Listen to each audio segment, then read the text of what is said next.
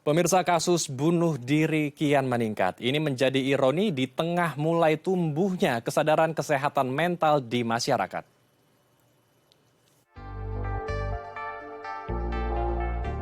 Kasus bunuh diri merupakan isu sensitif yang telah mengkhawatirkan di Indonesia dalam 1 tahun terakhir.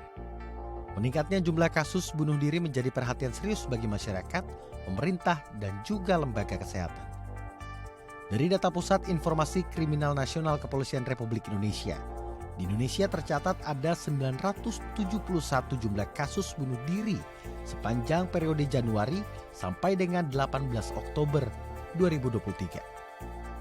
Angka tersebut sudah melampaui kasus bunuh diri di tahun 2022 lalu yang jumlahnya 900 kasus. Artinya terjadi kenaikan terus-menerus setiap tahunnya. Literasi kesehatan mental menjadi concern penting yang juga perlu diketahui secara umum agar seseorang dapat mengenali tanda yang terjadi pada kondisi mentalnya masing-masing.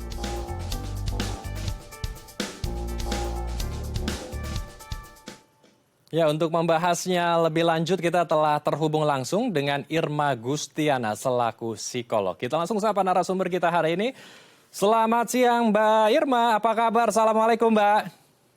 Waalaikumsalam, selamat siang, kabar baik, alhamdulillah.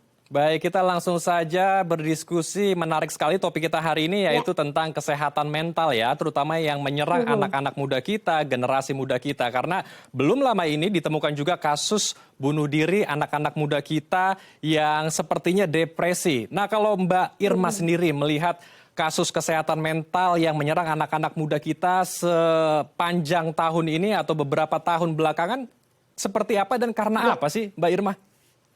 Oke, ini menarik sekali ya, karena memang literasi kesehatan mental anak zaman now gitu ya, di masa sekarang, itu memang sangat luar biasa gitu ya. Even klien-klien yang usianya SD itu udah tahu tuh tentang namanya kesehatan mental ya, karena udah pasti ini biasanya dari media sosial. Nah, jadi memang di awal mula kemunculan kenapa jadi tren ini memang pada saat masa pandemi gitu. Jadi kami di klinik pun, di lembaga-lembaga klinik psikologi itu terjadi peningkatan yang luar biasa kasus-kasus remaja dan anak dan juga keluarga yang memang mengalami isu kesehatan mental. Yang diawali dengan kecemasan, stres yang berat, dan kemudian muncullah depresi gitu.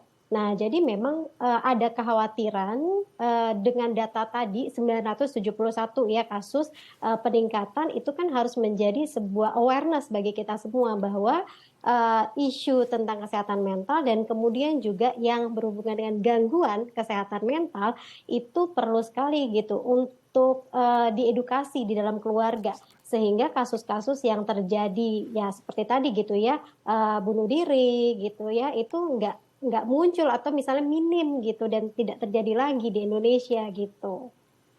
Baik. Lalu pertanyaannya begini Mbak, karena setiap orang pasti akan bertemu dengan masalah dan biasanya masalah ini ditemukan berbeda-beda juga di setiap daerah, kemudian Benar. di setiap umur masalah yang dihadapi berbeda-beda. Paling banyak Mbak, masalah seperti apa yang ditemukan oleh anak-anak muda kita, terutama di daerah mungkin, dan perkotaan juga, karena tidak menutup kemungkinan anak-anak muda kita yang di perkotaan seperti Jakarta terkena gangguan dalam kesehatan mentalnya. Biasanya seperti apa gangguan-gangguan kesehatan mental yang menyerang anak-anak muda kita sehingga mereka depresi dan akhirnya menyelesaikan hidupnya? Yang paling banyak sih memang depresi ya Mas ya. Jadi depresi ini kan biasanya muncul karena keadaan stres ya atau tekanan. Nah, tekanan yang begitu banyak entah karena kalau zaman sekarang ini banyak sekali terkait sama pergaulan sosial. Ya, jadi pergaulan sosial, kemudian lifestyle ya, jadi gaya hidup. Makanya kenapa banyak banget juga kasus-kasus yang tadi gitu ya pinjol yang kemudian menyasar anak-anak muda gitu karena mereka memang lifestyle-nya tuh ya kadang-kadang nggak menyesuaikan ya pada akhirnya apa gaya hidup ya terus kemudian tuntutan-tuntutan akademik lalu juga ketidakharmonisan dengan anggota keluarga. Nah, ini bisa jadi pemicu gitu. Jadi yang tadinya hanya stres saja, tekanan yang sehari-hari lalu kemudian dia tidak mampu untuk mengatasi, ini jadi frustrasi. Nah, frustrasi itu mengarah kepada depresif. Nah, depresif ini seringkali mengarah kepada ide untuk bunuh diri dan kemudian melakukan percobaan bunuh diri dan sampai yang ketiga aksi bunuh diri. Nah, jadi ini sekarang juga nggak cuman ternyata di kota besar gitu. Jadi karena adanya media sosial, ini akhirnya mempengaruhi nih teman-teman atau adik-adik kita yang ada di luar Pulau Jawa atau di kota-kota kecil gitu. Karena balik lagi media sosial ini sangat luar biasa gitu. Baik. Jadi ada banyaknya Mm-mm. tuntutan sosial dan juga pengaruh dari Yes, media betul, sosial ya, bisa berefek betul. besar terhadap kesehatan mental Ya, generasi muda kita. Berarti apakah juga betul. perlu membatasi lingkungan sosial kita dan aktivitas kita berselancar di media sosial agar tidak terlalu banyak kita membanding-bandingkan diri kita dengan orang-orang yang mungkin sudah sukses ya di seumuran kita. Jadi kita merasa Ya, lebih betul. depresi lagi, kemudian orang tua melihat Ya. orang yang sukses juga di media sosial yang seumuran dengan kita, Mm-mm. lebih lagi dituntut untuk bisa menjadi seperti yang di media sosial, Mbak Irma. Ya, betul. Media sosial itu kan kalau terus-terusan jadinya overstimulasi ya Mas ya. Jadi kalau itu kita terus-terus lihat, itu bisa jadi adiksi ya. Hmm, Nah, masalahnya adalah ketika kita atau anak remaja ini kan kendali dirinya masih terbatas. Ya mereka itu lebih condong kepada spontanitas, impulsivitas gitu. Jadi belum bisa mengukur-ukur resiko. hmm, Sehingga kalau tayangan-tayangan yang dia lihat di media sosial over ya stimulasinya, maka ini sangat mempengaruhi cara dia berpikir dan juga perasaan. Orang lain kok bisa ya gitu ya, kok saya enggak gitu. Tapi enggak ada bimbingan gitu dan dia enggak menceritakan kesulitannya. hmm. Sementara apa yang dia lihat kemudian masuklah ke dalam proses berpikirnya. Nah, ini juga yang terjadi pada aktivitas bunuh diri nih Mas gitu. Karena ada yang namanya efek imitasi atau suicide contagious gitu ya. Jadi ini tuh bisa menular, artinya diimitasi sama anak-anak remaja. Jadi makanya kok banyak banget kasus-kasusnya gitu. Karena memang pada remaja mereka mudah sekali untuk meniru, ya. Sementara mereka nggak ngerti tuh bahwa bunuh diri itu bukanlah sebuah solusi gitu Hmm. ya. Dan kemudian dia merasa bahwa oke, ini cara yang paling cepat untuk saya menghindari sebuah permasalahan gitu. Makanya kenapa orang tua perlu banget untuk ngajarin anak membatasi. Hmm. Artinya ya tadi perlu adanya detox ya, perlu untuk bisa mengarahkan putra dan putri remajanya pada aktivitas sosial yang lebih nyata, Hmm. interaksi dengan orang lain. Nah, ini akan mengurangi keinginan-keinginan untuk melampiaskan emosi negatif dengan cara-cara yang nggak tepat gitu. Jadi artinya harus ada work-life balance begitu seperti anak-anak zaman now supaya semuanya bisa seimbang. Tapi sebelum masuk ke Ya, work-life balance atau menjaga kehidupan kita biar ya. seimbang, apa saja Mbak Irma red flag atau tanda-tanda ya agar Hmm, kita bisa hmm, lebih aware, bisa lebih hmm, hmm. punya sistem alarm dini ketika kita sudah mengalami gangguan kesehatan mental? Oke. Jadi yang pertama biasanya ini untuk diri sendiri ya. Jadi untuk diri sendiri tapi kita bisa refleks juga ngelihat ke sekeliling kita ya. Yang pertama itu terjadi perubahan emosi ya. Hmm, Contohnya saja kita menyadari akhir-akhir ini kok kita gampang banget marah gitu ya, gampang banget tersinggung. Nah, itu udah red flag sebenarnya hmm, ya. Terus kemudian terjadi perubahan perilaku. Misalnya nafsu makan kita berkurang ya, tidak lagi seperti biasa, kehilangan minat-minat terhadap aktivitas yang biasanya kita senangi atau kita gemari. Itu juga coba kita hayati. Wah, kok saya jadi nggak ada nafsu makan ya, terus kemudian untuk ke kampus juga kok kayaknya males-malesan. Nah, itu juga red flag ya. Lalu kemudian biasanya juga ada masalah terkait dengan pola tidur. hmm, Kita bisa jadi sulit tidur atau insomnia, gelisah, atau kita bisa hypersomnia. Jadi tidur berlebihan sebagai mekanisme coping kita dalam mengatasi stres. Nah, itu juga perlu untuk kita hayati bahwa ini kok kayaknya nggak bener ya, kok tidurnya jadi kebanyakan ya gitu. Terus yang pasti juga menarik diri dari hmm. aktivitas sosial. Nah, tanda-tanda sederhana yang ini dan cukup signifikan ini menjadi refleks bagi diri kita sendiri untuk tahu nih, wah ini nggak bener nih, kayaknya tubuh saya, jiwa saya sudah nggak sinkron nih dengan kebiasaan yang biasanya sehat ya. Atau kita lihat tetangga kita, anak kita, pasangan kita. Nah, ini juga jadi warning sign gitu. Baik, itu dia yang harus kita perhatikan ketika sudah Ya, mengalami gejala seperti yang tadi Mbak Irma sebutkan. Kita mm-mm, harus bisa langsung nyala sistem alarm peringatan kita dan harus betul. bisa konsultasi ya setidaknya dengan orang yang bisa kita percaya. Nah, Ya, sebelum ke sana, saya ingin kembali ke work-life balance. Bagaimana mm, menjaga mm, antara keseimbangan kehidupan kita. Untuk mengatur mm, waktu, terutama untuk anak-anak muda kita, idealnya Mbak Irma, mm, kira-kira mm, persentasenya mm. bagaimana nih agar work-life balance-nya benar-benar bisa balance, bisa sesuai, Ya. sehingga karakter anak-anak muda kita juga bisa lebih baik ke depan? Sebenarnya kalau mau dibilang ideal gitu ya, jadi idealnya kan 8 jam kita bekerja atau bersekolah ya, terus kemudian biasanya juga 8 jam untuk kegiatan sehari-hari dan kemudian 8 jam itu untuk juga memaksimalkan potensi kita gitu ya. Jadi pada intinya nggak ada memang segala sesuatu yang prosentasenya tuh sangat pas banget. Tetapi yang paling mungkin kita lakukan adalah tadi, kita notice, kita cek diri kita sendiri.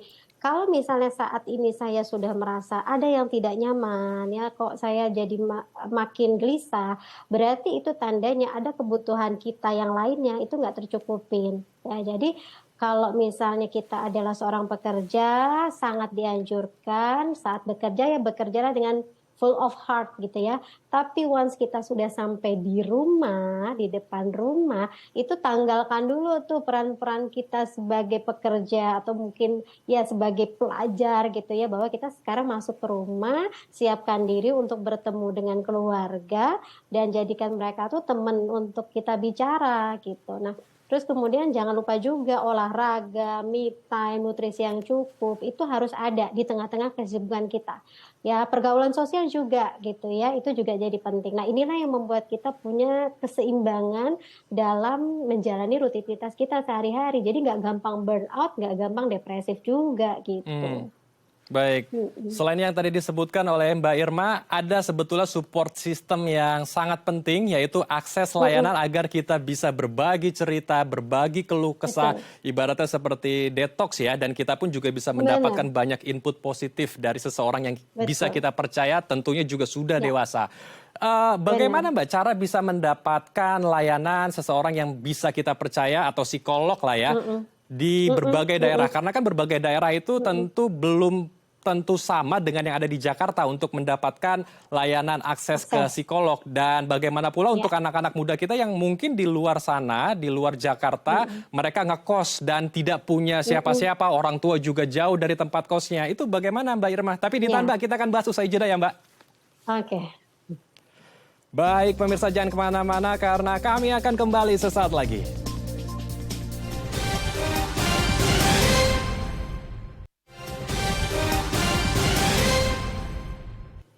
Terima kasih pemirsa Anda masih bersama kami di Halo Indonesia. Kita akan melanjutkan diskusi hangat kita bersama dengan Irma Gustiana selaku psikolog. Mbak Irma melanjutkan pertanyaan saya di segmen sebelumnya untuk anak-anak muda kita, generasi muda kita yang mengalami gangguan kesehatan mental dan ingin mendapatkan input dari orang yang sudah dewasa atau katakan psikolog lah ya. Tapi dia mungkin berada di luar kota dan juga mungkin ngekos di sana karena mungkin masih pelajar atau mahasiswa. Bagaimana agar dia juga bisa mendapatkan penanganan, Mbak? Apakah harus ada upaya juga sebetulnya dari pemerintah untuk menyediakan layanan-layanan untuk anak muda kita di mana mereka bisa mencurahkan permasalahannya dan mendapatkan input-input yang positif, Mbak Irma? Mhm. Oke, yang harus dilakukan sebetulnya pada seseorang yang memang ternyata sudah mendapati dirinya memang ada masalah nih dari segi mental. Yang pertama kan dia harus cari kegiatan atau sesuatu yang memberdayakan dirinya sendiri ya. Jadi entah apa olahraga, menulis jurnal, meditasi, relaksasi itu penting sekali sebagai psychological first aids-nya gitu Hmm, ya. P3-nya tuh apa nih untuk diri sendiri gitu. Karena kan nggak tiba-tiba langsung bisa ketemu sama profesional gitu ya. Jadi dia harus berdayakan dirinya sendiri. Lalu kedua, dia harus memang betul tadi yang sudah kita diskusikan, harus cari orang yang bisa dia percaya untuk bercerita. Karena kadang-kadang yang terjadi juga juga gitu ya ketika di klinik itu mereka hanya butuh teman untuk cerita aja gitu. Jadi kita perlu cari siapa yang kira-kira bisa membantu kita saat kita mengalami kesulitan. Ya, terus kemudian, nah ini psikoterapi memang kita perlu untuk berbicara dengan profesional kejiwaan, entah itu apakah psikolog atau psikiater. Nah, sekarang bagaimana nih situasinya? Nah, sebetulnya memang profesional seperti psikolog ini jumlahnya masih sangat sedikit dibandingkan dengan jumlah penduduk kita yang 278 juta gitu ya. Nah, tapi ini sudah coba diakomodir oleh pemerintah, oleh lembaga-lembaga swasta dengan keberadaan hotline ya, aplikasi-aplikasi telemedicine atau sekarang kita juga bilang telecounseling ya, dengan berbiaya murah. Itu sudah banyak ya oleh lembaga swasta ya. Lalu kemudian juga klinik-klinik swasta di daerah-daerah juga sudah banyak atau yang ingin melakukan konsultasi jarak jauh gitu ya. Jadi bisa memanfaatkan beberapa platform ya, beberapa jenis layanan online, paling tidak konsultasi awal dulu. Lalu kemudian kalau memang di konsultasi awal sudah ditemukan memang ada permasalahan, kami biasanya akan merujuk pada klinik lembaga atau layanan pemerintah tertentu yang memang sudah terregister gitu. Nah, jadi kalau misalnya di Indonesia ada yang namanya Himpunan Psikolog ya, lalu kemudian ada Ikatan Psikolog Klinis Indonesia. Nah, ini sangat mudah dicari gitu, di mana saja di Indonesia ini juga bisa ditemui. Dan yang paling cepat juga ya silakan bisa melakukan telecounseling melalui aplikasi secara online. Jadi menemukan gejala harus segera cari bantuan, jangan dibiarkan terlalu lama karena nanti sama dengan fisik ya, dibiarkan terlalu lama maka sakitnya akan lebih lama dan pulihnya juga akan lebih lama. Gitu. Baik, jadi harus segera melakukan penanganan dini ya. Tapi begini Mbak Irma, mungkin ada beberapa anak-anak muda kita yang mungkin saat ini di luar kota, ngekos dan jauh dari orang tua, khawatir ketika ingin berkonsultasi biayanya mahal. Nah ini mungkin jadi kendala juga untuk anak-anak muda kita. Dan selain itu, mungkin ada juga anak muda yang ketika ingin berkonsultasi kepada psikolog, mereka menstigma dirinya sendiri bahwa dia tidak normal. Atau orang-orang yang ada di lingkungan anak-anak muda ini memberikan stigma, memberikan label bahwa dia tidak normal seperti orang pada umumnya karena dia sedang melakukan konsultasi ke psikolog. Nah, bagaimana meluruskan hal ini, Mbak Irma? Benar sekali Mas gitu. Jadi memang masih ada stigma di masyarakat kita secara umum dan mempengaruhi juga keluarga, sehingga mempengaruhi juga gitu cara dia berpikir dan ini kan menghambat dalam proses dia mencari bantuan untuk kesehatan mental ya.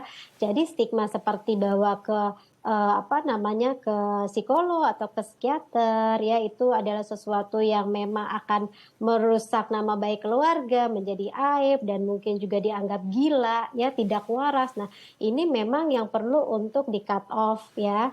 Yang perlu untuk dihayati adalah kita pergi mencari bantuan ya dengan orang yang memang profesional di bidangnya. Demi apa? Demi kesembuhan kita. Kalau kita sembuh, itu kan akan membuat dia bisa kuliah lebih baik ya atau bekerja juga lebih baik. Jadi kitanya lah ya orang atau kalau keluarga ya berarti kan keluarga juga literasi kesehatan mentalnya perlu untuk dimaksimalkan. Nah kalau kitanya sendiri ya kita hayati bahwa saya butuh bantuan gitu, jadi jangan disangkal dan segeralah gitu ya bahwa ini adalah usaha kita untuk bisa melanjutkan hidup gitu ya dengan lebih baik, dengan lebih sejahtera ya. Jadi intinya adalah tidak perlu khawatir. Kalau konsultasi ke psikolog, semua datanya itu akan dijamin rahasia, ya. Jadi ya teman-teman ya nggak perlu khawatir tentang itu sih, gitu. Baik, kita harapkan diskusi kita hari ini bisa memberikan banyak input, banyak insight baru kepada pemirsa di rumah agar kita bisa bersama-sama menjaga kesehatan mental kita dan kita bisa menghindari hal-hal yang tidak kita inginkan. Terima kasih Mbak Irma telah berbagi bersama kami di Halo Indonesia. Salam sehat. Assalamualaikum Mbak Irma. Waalaikumsalam, terima kasih. Baik pemirsa, usai jeda kami akan mengajak Anda melihat rumah produksi seni karya tekstil di Medan, Sumatera Utara. Informasinya usai jeda, tetap di Halo Indonesia.